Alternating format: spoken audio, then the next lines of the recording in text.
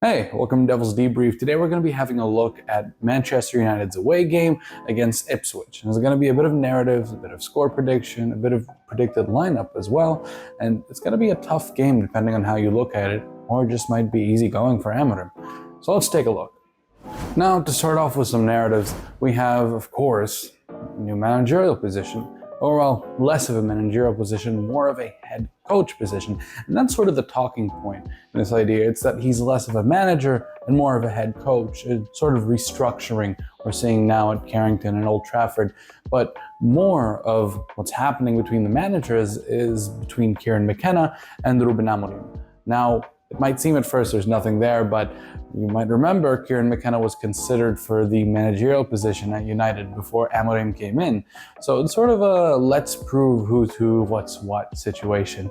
So it's going to be tense bit by bit, but I think it'll play out fairly okay. We're not going to see a Conte level breakdown, if you will, nothing like that. But it's more of the idea that Amorim has sort of a clean slate that he's starting off with, something to show and something to prove. And he's going to bring a dynamic 3-4-3, hopefully, at least. Or he might just pull a prank and play a 4-3-3. We'll see how that goes. But for the most part, the idea that he's bringing something new, and I think we, as United fans, we want to see something new, especially after the last few years. It's felt sort of samey, but I can't tell what it is, if you will. And when Amorim comes in, we see sort of a new breath of life, a fresh spark that we want to ignite. And when it comes in with that, when he comes in with that, we really want to see him get going. And that's why I think that it's going to be a lot to prove and a lot to show, but also we have a lot of new things to see. So I'm excited to see how this is going to go. Now, another position or area we've been struggling in is the attack. Now, the worry about the attack isn't necessarily the players. We know these are generally world-class players, sometimes world beaters and big game players, but our main issue when it comes to attack is the actual goals. It's finishing. It's actually getting them in. Because we can cross all we want. We're not Moyes, but we can cross all we want.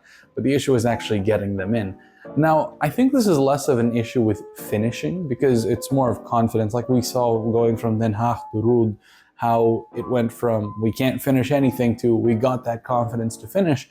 But still in games like Chelsea, for example, still in games like that last game against Leicester when we should have scored a lot more, I think the idea is less, oh, we can't finish, and it's more of we don't have that creative fluency in a sense. It feels very rigid. It feels like scrappy goals, like wherever we're going to get one, we're going to get one. And some players show individual talent like Diallo, for example. But I think it's more of Amorim is looking to unlock some potential players in here. So like he did with Victor Gyökeres, for example, or how he did with players like Pedro Gonçalves or Paulinho, for example. I'm looking for him to do the same thing, or at least a similar sort of growth or development with players like Rasmus Højlund and maybe even Rashford coming in from a 10 to cutting in to playing even a forward. We saw some of his best football in the last few years actually under Ten Hag, playing near that position, around the number 10 even. So we'll see how that goes, but the main concern, my main worry is United has been underperforming their XG. United has been underperforming their goal scoring in general, especially the last few seasons.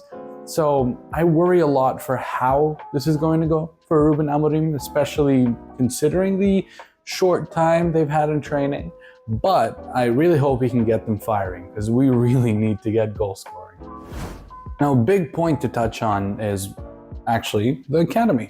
Now, when it comes to the academy, Ruben Amorim is known. He's actually built a lot of his reputation on his tactical acumen, sure, on his trophies, sure, but also bringing in academy graduates, La Masia-esque, if you will. I wouldn't take it to that degree, but like the idea of trusting in, the academy, trusting in the youth.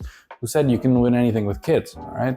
So when it comes to this sort of area, Ten Hag was decent. He was generally good with it, especially with players like Garnacho, players like Kobbie Mainoo, for example. But I think Amorim could take it to the next level, especially considering how he's involved players with first-team training, younger players, for example, like Godwill Kukonki, for example, and players of that sort in terms of, they seem they're not ready for the Premier League, but he knows how to get them going. He knows how to integrate them. if you will. Now, when it comes to these sorts of players, I think it'll be gradual for the most part, but I think he'll give a sort of start bit by bit to certain players. So we're definitely gonna see some debuts this season, I feel like. Some players like Godwill Kokonki, maybe even Chido Obi-Martin, maybe even players who are technically on the first team, like Ethan Wheatley or Dan Gore could get some more minutes, and I hope Harry Amas could get some more minutes. But I think Amorim is definitely going to look to the youth and definitely going to look to the academy and see where he can find some bright sparks and see where he can develop some players. So let's hope we see some growth, some development, and some players being brought in through Amorim. Now, to get to the lineup, I think that Ruben Amorim is going to play what we all think he's going to play. I don't think he's going to go unexpected or something just for a joke or just to sort of deceive the opponents. I think he's going to go for his standard 3-4-3, or if you will, 3-4-2-1 in a sense. So I think to start off with, we're going to see Onana in goal, of course. I think he's been solid so far, clean sheets, top of the leaderboard. So I think for the most part, he's reliable. He's going to keep him in there. Although I wouldn't be surprised if he tries Bayindir every now and then, because he's only ever gotten like, what, one game under Ten Hag? So let's see how that goes. So next up, I think that we're going to go for three positions that I wouldn't see all these players playing under Ten Hag, especially the way they're playing right now, of course. But I think we're going to see on the left center back, we're going to see, of course, Mazraoui. He hasn't put a foot wrong. I don't think he ever has. He's probably our best signing in the last couple of years. And so in the middle, we're going to see De Ligt. And I think he's been solid. I think he's been a fighter, a warrior, if you will. I think he's definitely great to lead that center right there next to Lenny Yoro. Now, Yoro might seem not fit, not ready to start, especially with a big debut like this, him putting his trust in him. But I think the idea is that he pulled him from the under-21 game against Aldrich, if I remember correctly, and he wanted to train with the first team. And I think that shows trust, and I think that shows a sort of drive that he wants him to play. He wants to put him in, and he wanted him to play against Ipswich. So I hope at least, that we're going to see a back three of Mazraoui, De Ligt, and Yoro. Now, when it comes to the wing backs, right, I think we're going to see a player who's played as a wing back before, a little bit, a fullback more of, and is pretty good with goals, pretty good with scoring, and then a player who doesn't seem like it but can get the occasional wonder strike, especially against big teams. So I'm going to go with Diogo Dalot and Anthony. Now hear me out here. I think Diogo Dalot speaks for himself, doesn't really need to say much other than he's good, he's fast, and then he's also really good with striking when it comes to it. He's gotten some great goals, some great curlers as well. But I think Anthony needs to make a name for himself. I think Anthony needs to prove his sort of position in the team, because right now we've got lots of wingers, and then we've also got the public perception of him not really being that great. So Anthony playing as a wingback, we've seen a couple times under Ten Hag, and he didn't really seem to like it. He seemed to kick off and everything. But I think Amorim could make it work, especially with the right mentality. I think he could get him fighting. I think he'd get him going for his position in the team. When it comes to our midfield, I think we're going to go for a solid two of Casemiro and Ugarte. I don't think there's going to be any difference.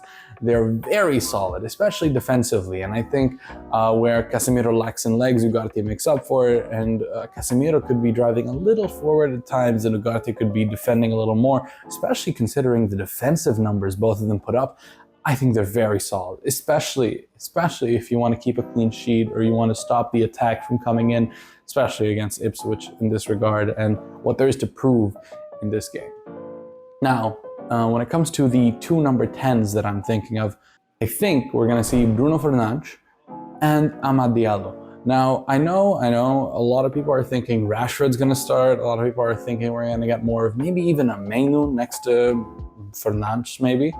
But I'm pretty sure, at least the way I see it, he's going to play Bruno Fernandes because he wants that captain to start in his first debut and everything, and he wants to make a name for himself under Amorim. But also, I think he's going to put that trust in Diallo. especially next to Fernandes. And Diallo's played a 10 before. He's done pretty well at it also, and he's great at cutting in, and he's great with his passing, especially that pass to Fernandes when he scored that goal a couple games ago.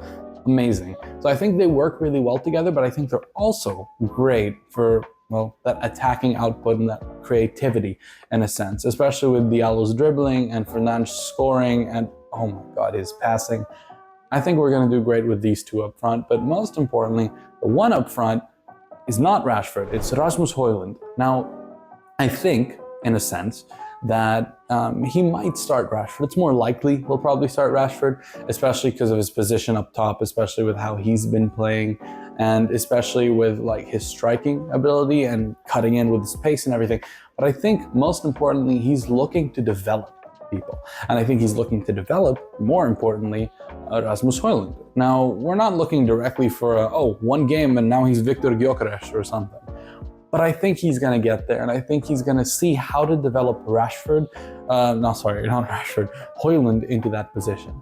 So I think for the most part, he's going to trust Højlund in the front. He knows his finishing, and then he knows how to get him firing. At least I would assume so, with confidence as well. So that's a position lineup of Onana, Mazraoui, De Ligt, Yoro, Dalot, Antony, Casemiro, Ugarte, Fernandes, Diallo, and Rasmus Højlund. Now finally, we'll get to the predicted score. Now when it comes to the score, I think it's going to be a 3-1 to United.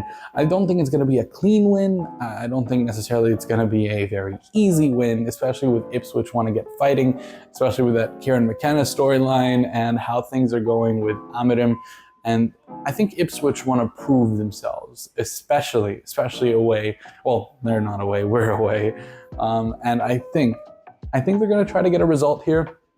I think they're probably going to like score one after we score one. We're going to think, oh, this is like the old United. We concede right after. And I think we're just going to bag 2 goals right away and just keep it going. Just keep it flat, 3-1, quiet them up, and get a clean win. So I think for the most part, this isn't going to be a very scrappy game, but this isn't going to be a very smooth sailing game, if you will. But I think it's going to be a great start for Amirim, and I think he'll have some talking points after this. He's going to see what some players play like together, and I don't think this lineup's going to be the same as the next one. I think it'll be the same positioning, same formation, because I think he wants to try things out and see what sticks and see how things go, because he didn't have all his players when it came to the training sessions. But I think that definitely the way he's playing right now is sort of indicative for how he wants to play. So he says that he wants to see which players fit the system, and he's less looking to, which players fit the formation or which players fit the system in terms of like, I need the right players, but more which players can play this role, this position, can do these skills in a sense. So I think he's definitely going to look towards that. And especially if it's the lineup that I've been predicting, I think it's a lot of testing, trying, figuring out, saying, hey, can you do this? Can you do this? And in a sense, I hope we're going to get that 3.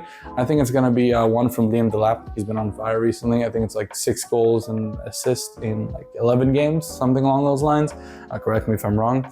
And I think we're going to get a goal from Diallo. I think we're going to get a goal from De Ligt, a header probably. And I think we're going to get a goal from Garnacho. Not a bicycle kick, but something of that sort. I think he's really going to shine, and he wants to prove his place, especially after that lack of confidence in the last few games. But yeah, let me know how your predictions look like. It's sort of a little tough to predict in terms of predicted 11, because we've never seen a predicted 11 for United for Ruben Amorim, but we've seen the training sessions, of course. But yeah, I hope you've enjoyed this. And I hope most of this is true, because we really need to get going. We need to get firing.